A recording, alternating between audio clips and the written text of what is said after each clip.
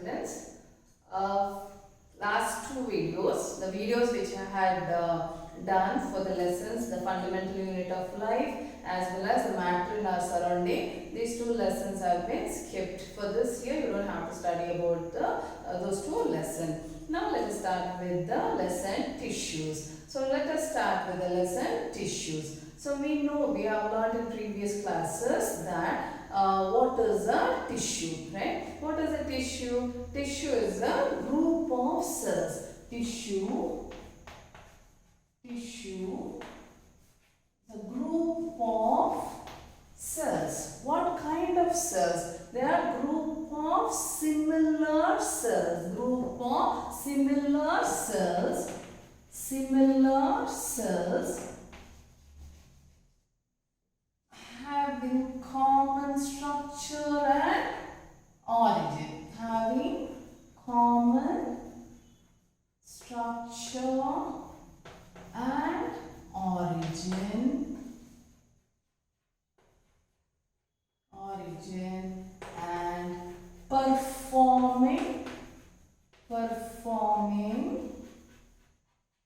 specific function, a specific or particular function,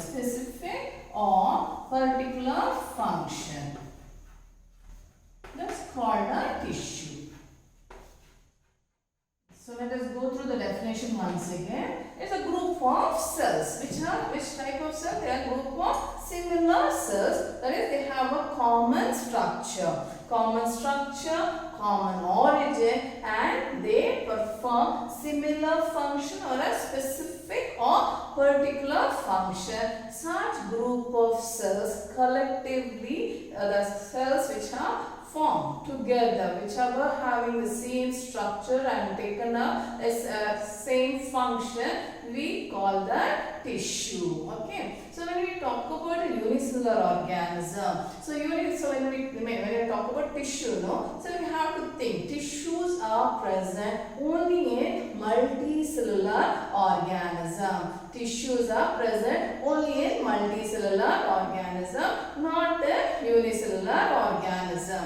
Why we don't find a unicellular organism? Unicellular organism, you know very well, they are single celled organism, and with that single cell, they carry out all the life processes, whether it is nutrition, respiration, excretion, transportation and reproduction. All the life processes are carried out by the single cell. Okay, but when it comes to multicellular organism, in case of multicellular organism, we find many cells. It is not million cells, billion cells. It is maybe trillion cells, right? Our body contains trillion cells, right? And when we just look at these cells, we can see that there are cells which are similar. These are cells which have taken up a specific function. When we see cells in multicellular organism, when we see the cells in multicellular organism,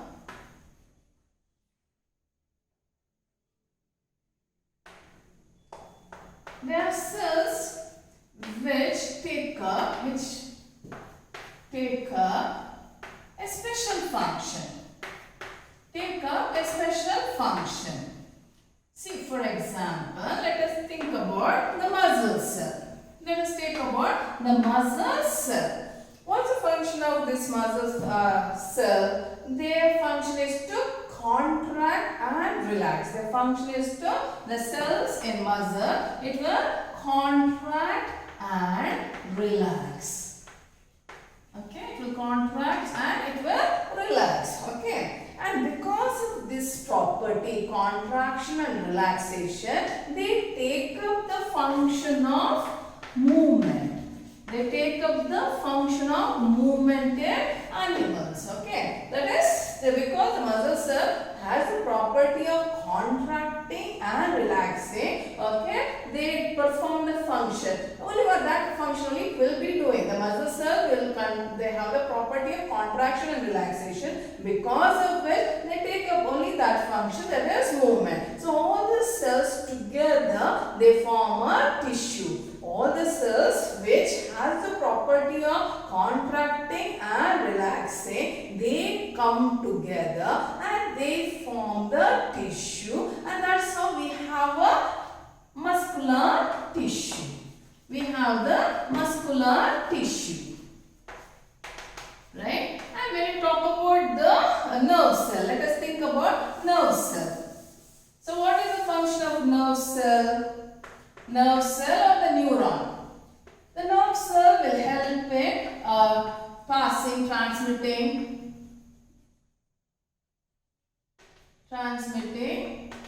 nerve impulses, okay, information. From one place to another, it will be transmitting the information, right? So these nerve cells are specialized. They are specialized only to take up one function, to take the information, pass the information. So that's what they do. So they come together and they form the nerve tissue. They form the nerve tissue, right? And even if we talk about the higher plants, we know that even the higher plants, they have tissue. Whenever we are talking about the water conduction in plants or food conduction in plant. So the water is conducted by the plant by the tissue called xylem. They have specialized to take up that kind of function. So now I hope you have understood what is tissue. Tissue is nothing but group of cells which have common structure and they take up particular function. They perform only that specific function. So because of this nature, as they take up only one particular function, we see division of labor. We see division of labor. Division of labor in multicellular organism. In multicellular organism, we see division of labor. As the work is divided to different parts or different tissue, they will perform efficiently. The work will be carried out by the cells efficiently. See, when we have so many work and all the work we should only do it. So what will happen? Some work we may not do it properly. When the work is divided, imagine the school principal has to teach maths, biology, chemistry, English, Kannada and Hindi. Do you think she can do everything efficiently? May not. So what will happen? She will divide the work to different teachers, right? As the work is divided to different teachers, each teacher was given that responsibility, that teacher will teach that subject perfectly. In the same way, when the work is divided among different tissue, the tissue will take up or do the function efficiently. That's why we see division of labor in multicellular organism. I hope you have understood what is tissue. Tissue is group of cells having common structure and taking up similar function. So cells which are taken up special function, they come together and that special function will be carried out by them and together they form that particular tissue. Okay, so here in this lesson we are going to learn about the plant tissue and the animal tissues in detail. Okay, so now do you think the plant tissue, the tissues in plants and animals are similar? Do you think it will be similar? No, the plant function is different from the animal function. The tissues of plants and animal is completely different. Okay, plant tissue differs from animal tissue because the kind of function carried out by the plants and animal is totally different. Plants are stationary. Plants are stationary. There is no much, we don't see the work. Okay, whereas animals, they keep moving. They keep moving from one place to another in place of food, shelter, mate. Okay, so there is totally different. So that the kind of tissue required by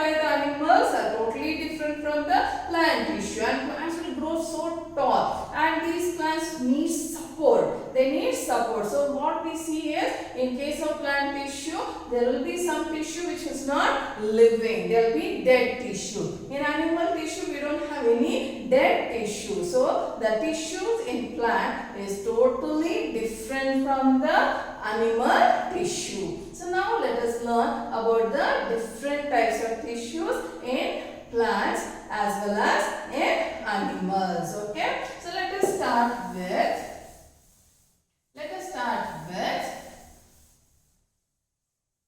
animal tissue.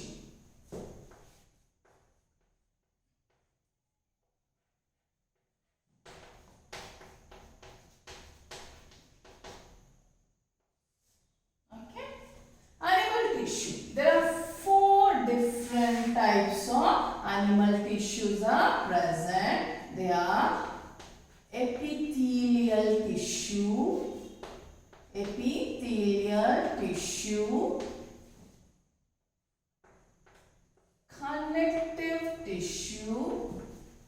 connective tissue,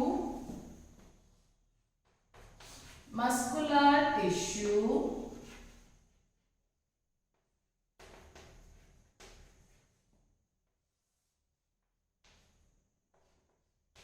and nerve tissue.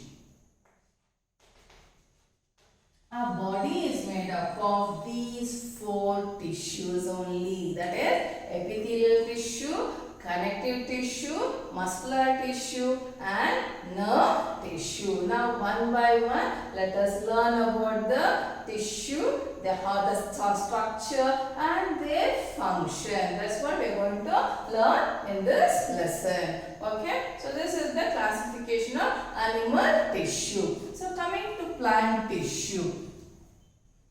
I just give you the further classification of epithelial tissue and the other tissues here. So we have here under epithelial tissue, we have simple epithelial tissue and stratified epithelial tissue.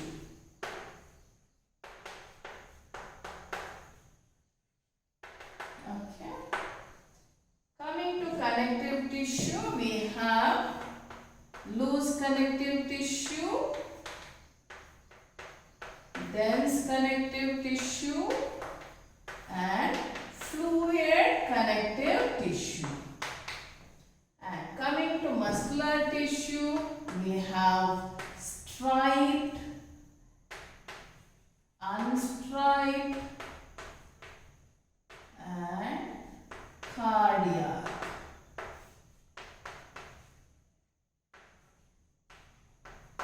Okay. Then nerve tissue, which includes the nerve, spinal cord and the brain. Together it forms the nerve tissue. So this is the classification of animal tissue. Next video let us learn detailing about the each type of animal tissue. Thank you.